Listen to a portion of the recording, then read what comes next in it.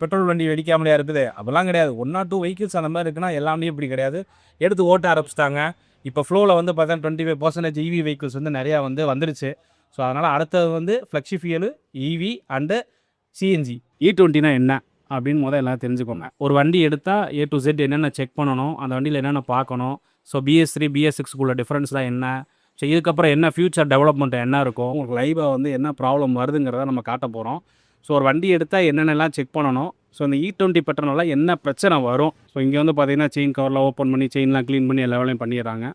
So இந்த வண்டியோட complaints வந்து பார்த்தீங்கன்னா கஸ்டமர் வந்து ஒரு ஹில்லுக்கு போகிறாரு, ட்ராவல் பண்ண போகிறாரு. ஒரு BS3 வெஹிக்கிள் வந்து E20 பெட்ரோலில் என்னென்ன ப்ராப்ளம் வரும் எல்லாமே பண்ணி பாலிஷ் பண்ணி கொடுத்துறோம். பாலிஷ்க்கு தனியாக பண்ணணும். 2 வீலருக்கும் rubbing polish, wax polish, normal polish 3மே பண்ணி கொடுக்குறோம். பாப்புலேஷன் அதிகமாகிடுச்சு, வெஹிக்கிளோட கவுண்ட் அதிகமாகிடுச்சு. ஸோ பெட்ரோலும் கிடைக்கல, எல்லா பக்கமும் பார்த்தீங்கன்னா ரொம்ப அடி. பாப்புலேஷன் அதிகமாக என்ன ஆகுதுன்னா வண்டியும் அதிகமாகும். வண்டியை வந்து நீங்கள் வந்து ரொம்ப நாள் நிப்பாட்டி போடக்கூடாது பெட்ரோலோட. அப்படி நிப்பாட்டி போட்டிங்கன்னா வண்டியில் வந்து வாட்டர் கண்டென்ட் அதிகமாக க்ரியேட் ஆகி இதை மட்டும் செய்யுங்க அதை மட்டும் செய்யுங்கன்னு சொல்லி டெக்னீஷியன்ஸையோ இல்லை கம்பெனிஸையோ நீங்கள் வந்து ஒர்க்கை வந்து குறைக்காதீங்க. அவங்க கையில் விட்டுருங்க, அவங்க எல்லாமே பார்த்து கொடுத்துருவாங்க. வீராஜ், இது மக்களின் குரல். இன்றைக்கி நம்ம பார்த்தோம் அப்படின்னா வந்து இப்போ இந்த E20 பெட்ரோலுக்கான இஷ்யூ வந்து நிறையா போயிட்டுருக்கு. என்ன அப்படின்னா அந்த E20 என்ன ப்ராப்ளம் வரும், இப்போ ஒரு பைக் எடுக்கிறோம் அப்படின்னா BS3லேருந்து இந்த 2023க்கு முன்னாடி வரைக்கும் நடக்கிற அந்த வண்டியில் வந்து E20 வந்து செட் ஆகாதுங்கிற மாதிரி சொல்லியிருக்காங்க. அதை பற்றி ஃபுல்லாக வந்து நம்ம வந்து ஒரு மெக்கானிக் ஷாப்பில் கேட்க வந்திருக்கோம். அண்ணன் வந்து ஃபுல்லாக கிளியர் பண்ணுவார். இதனால் என்ன இஷ்யூ வரும் ஸ்டார்ட் டு எண்ட் வரைக்கும் அப்படின்றத நம்ம அதை கேட்டு தெரிஞ்சுக்குவோம். ஹாய், வணக்கம். வீரா சேனலுக்கு வந்து ஃபஸ்ட்டு என்னோடய வணக்கத்தை தெரிவிச்சுக்கிறேன். ஸோ என்னோடய பேர் வந்து பாண்டியராஜன். நான் வந்து வேல்முருகன் லேத்தன் ஆட்டோ சர்வீஸோட ஓனர். ஸோ எங்கள் ஒர்க் ஷாப் வந்து பார்த்திங்கன்னா சித்தியங்கோட்டையில் லொக்கேட் ஆகிருக்கு.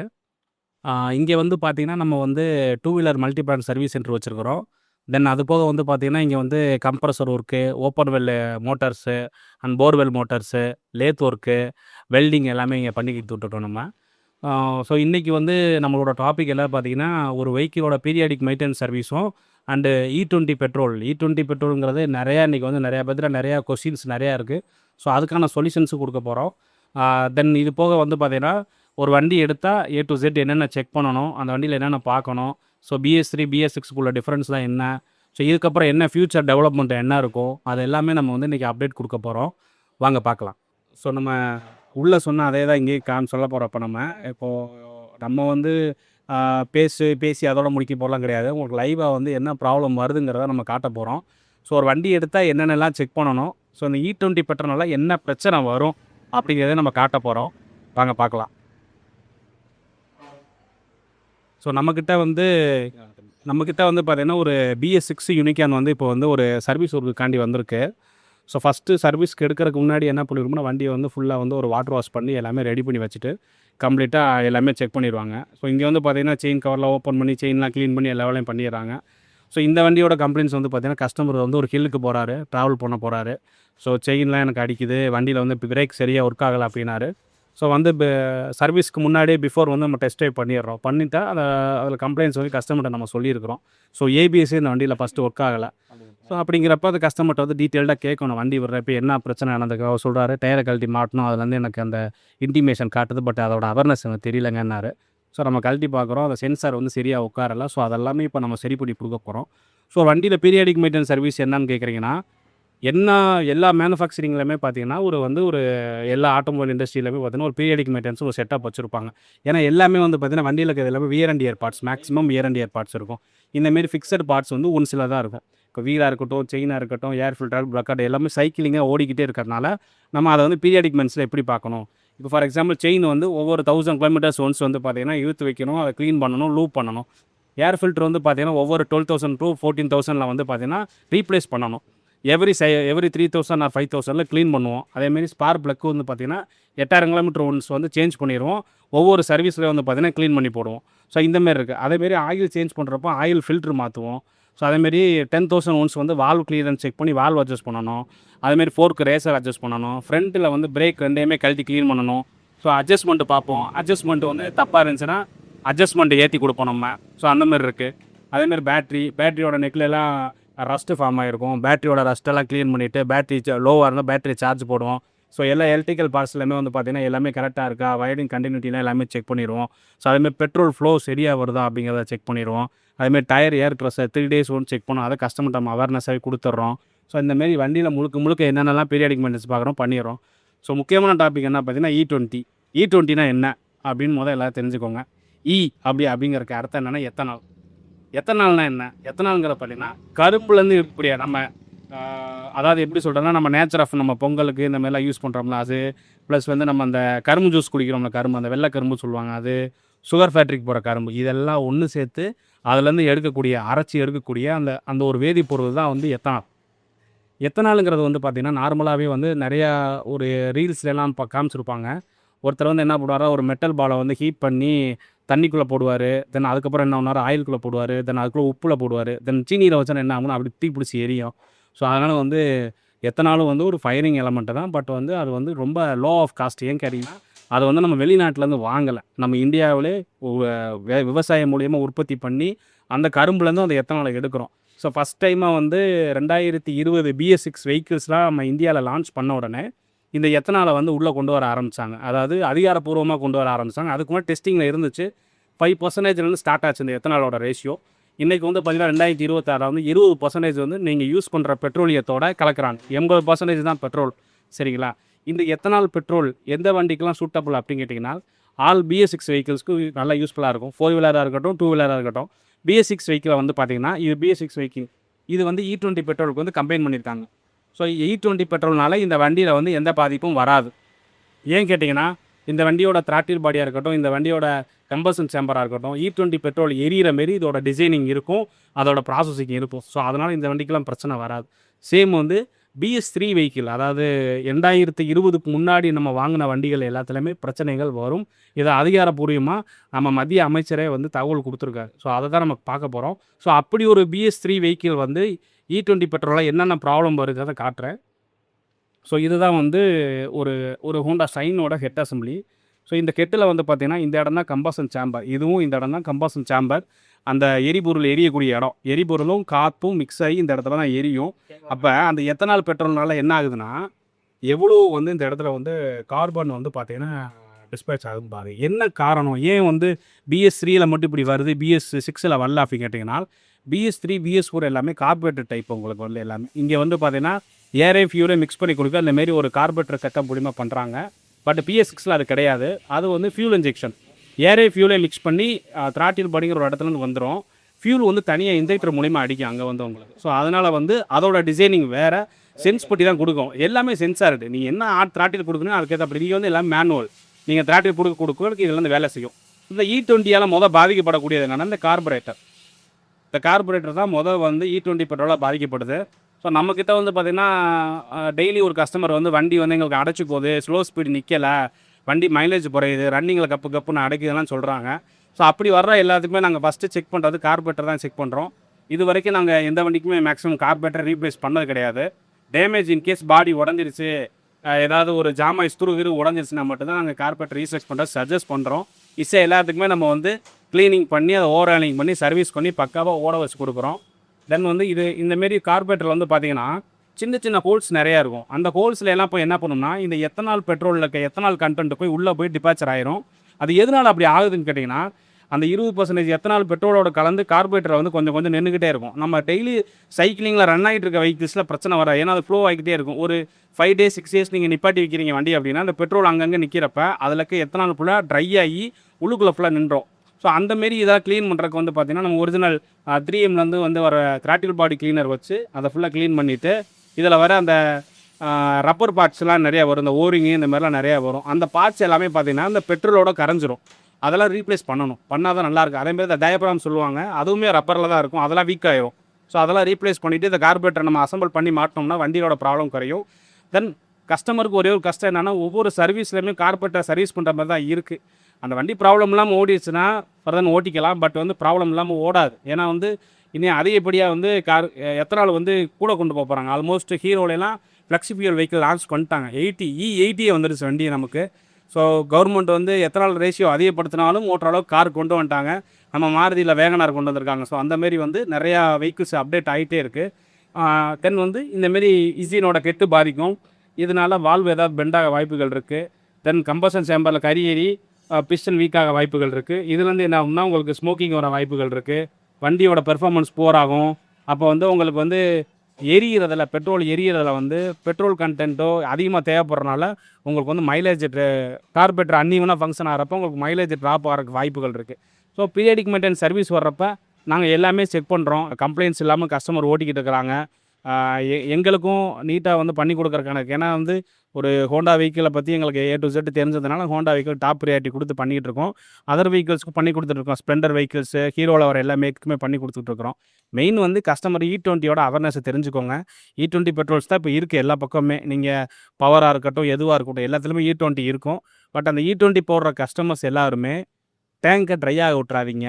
அதிகப்படி பெட்ரோல் ஃபுல்லாக டேங்கை ஃபுல் பண்ணி வச்சுக்கிட்டு வண்டியை வந்து நிப்பாட்டி போட்டு போகாதீங்க. ஸோ வந்து கரெக்டாக மெயின்டைன் பண்ணுங்கள். வண்டி டெய்லி ரன்னிங்கில் இருக்கணும். ஒவ்வொரு சர்வீஸும் கரெக்டாக பண்ணுங்கள். 3000 கிலோமீட்டர்ஸ் ஆர் 3 months 90 days வண்டி ஓடுதோ ஓடலையோ, ஓடிடுச்சுன்னா கிலோமீட்டரை பாருங்கள், ஓடலைன்னா டேஸை பாருங்கள். அந்த டேஸில் வந்து நீங்கள் வந்து வண்டியை சர்வீஸ் கொண்டு வந்து இதெல்லாம் செக் பண்ணி பக்காவாக வண்டியை மெயின்டைன் பண்ணிங்கன்னா அந்த வண்டியோட லைஃப் நல்லாயிருக்கும். இல்லைன்னா தேவையில்லாத எக்ஸ்பென்ஸ் நீங்கள் செலவழிக்கிற மாதிரி இருக்கும். எல்லாத்துட்டையும் மணி இருக்காது, நம்ம வண்டியும் வாங்க முடியாது. பட் அதே நேரத்தில் இருக்கிற வண்டியை சேஃபாக வச்சுக்கிறதுக்கு எங்களால் முடிஞ்ச ஹெல்ப் தான், அதில் டிப்ஸ் கொடுத்துக்கிட்டு இருக்கோம். வண்டியும் பண்ணி கொடுத்துட்டு இருக்கோம். நிறையா கஸ்டமர்ஸ் வராங்க, இங்கே வந்து பண்ணி சர்வீஸ் பண்ணி எடுத்துகிட்டு போகிறாங்க.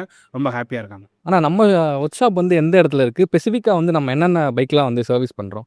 ஸோ நம்ம ஒர்க் ஷாப் வந்து பார்த்தீங்கன்னா திண்டுக்கல் வத்தலங்குண்டு ஹைவேலேருந்து சித்தியாங்குண்டை பிரிவுலேருந்து உள்ளே வந்தீங்கன்னா சித்தியாங்குண்டை என்ட்ரன்ஸ்லேயே இருக்கும். வந்தீங்கன்னா மெயின் ரோட்டு மேலே இருக்கும் வேல்முரு லேத்தன் ஆட்டோ சர்வீஸு.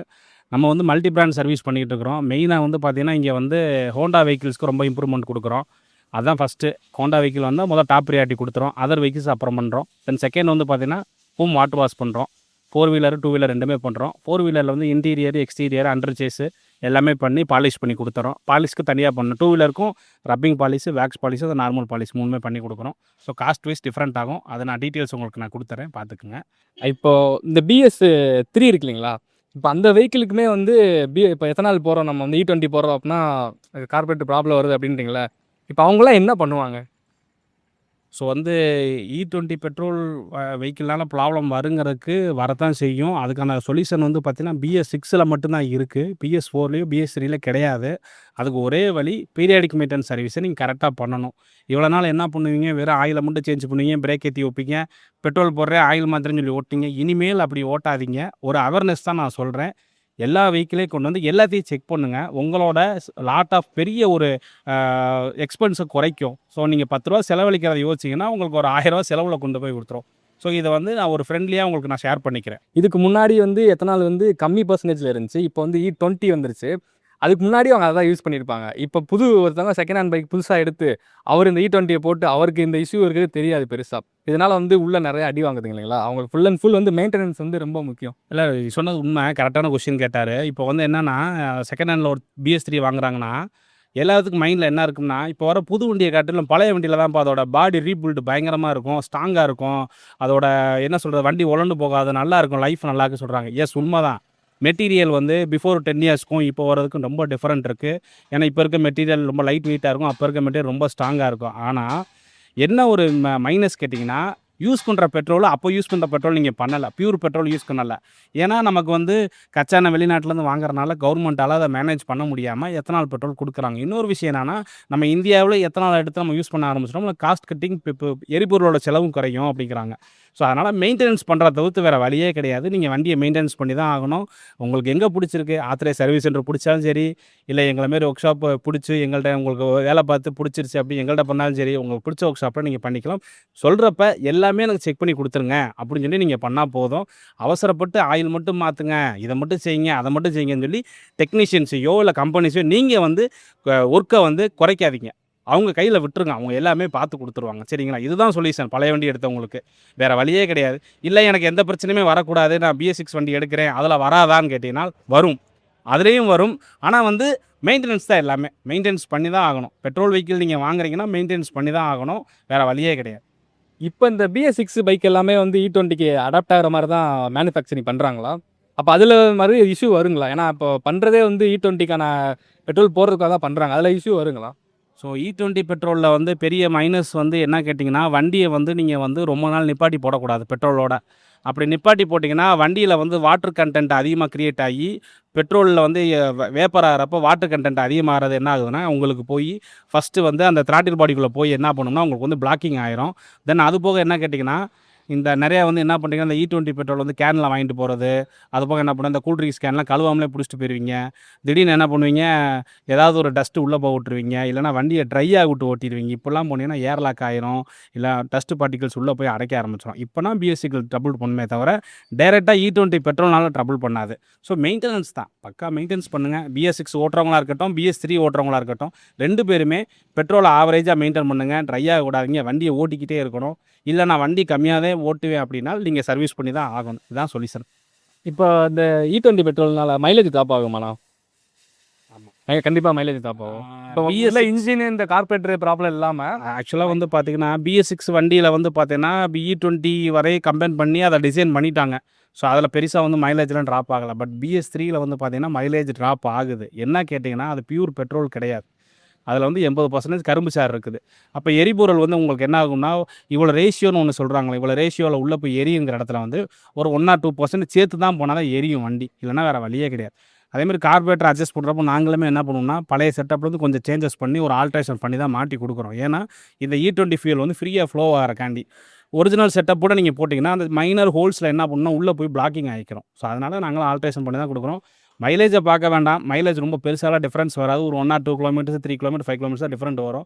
ஆனால் வந்து பெர்ஃபார்மன்ஸ் நமக்கு நல்லா இருந்தால் தான் ஒரு வண்டி ஓட்டுறதுல வந்து நமக்கு வந்து பெரிய ஹாப்பியாகும். ஆனால் இப்போ BS6 வரைக்கும் வந்துருச்சு. இதுக்கப்புறம் BS7, 8 ஏதாச்சும் கண்டுபிடிப்பாங்களா இல்லை அது எப்படி?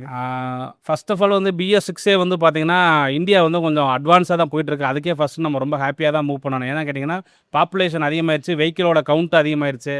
ஸோ பெட்ரோலும் கிடைக்கல, எல்லா பக்கமும் பார்த்தீங்கன்னா ரொம்ப அடி. பாப்புலேஷன் அதிகமாக என்ன ஆகுதுன்னா வண்டியும் அதிகமாகும். ஸோ அதுலேருந்து வர கார்பன் மோனாக்சைடுங்கிற அச்சோட்டுங்கிறது அதிகப்படியான வெளியே போச்சுன்னா அது வந்து நச்சுத்தன்மை நமக்கு அதிகமாகும். ஸோ கவர்மெண்ட்டோட அடுத்த process flexi fuel. So E80 வரப்போகுது. ஸோ அதுக்கான வண்டிலாம் வந்துருச்சு. ஆல்ரெடி நான் கூட சொன்னேன். ஹீரோவில் ஒரு வண்டி லான்ச் பண்ணிட்டாங்க, மாருதியில் ஒரு வெஹிக்கிள் லான்ச் பண்ணிட்டாங்க. தென் ஃபியூச்சர் பிளான் வந்து பார்த்திங்கன்னா மேக்ஸிமம் EVயில் தான் கான்ட்ரிபியூட் பண்ணுறாங்க. எல்லா பக்கமே எல்லா மாடல்லையுமே EV வர ஆரம்பிச்சிருச்சு. ஸோ EVக்கான பிளானிங் போயிட்டுருக்குது.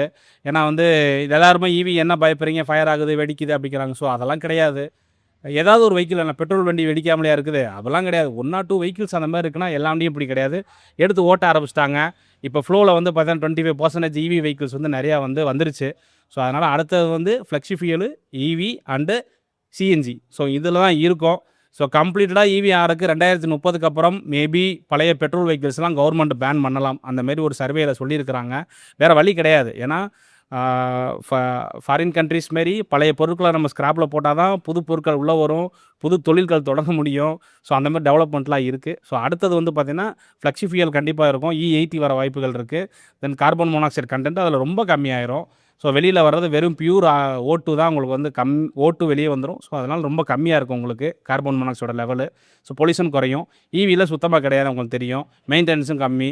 ஸோ அதே போல் வந்து பார்த்திங்கன்னா CNGயில் வந்து பார்த்திங்கன்னா வெறும் கேஸ் தான் உங்களுக்கு. அதுலேயும் கார்பன் மோனாக்சைடு கண்டென்ட் கிடையாது. ஸோ இந்தமாரி வந்து பொல்யூஷனை குறைக்க கவர்மெண்ட் அடுத்த ஸ்டெப்பு இது தான். தேங்க்யூ.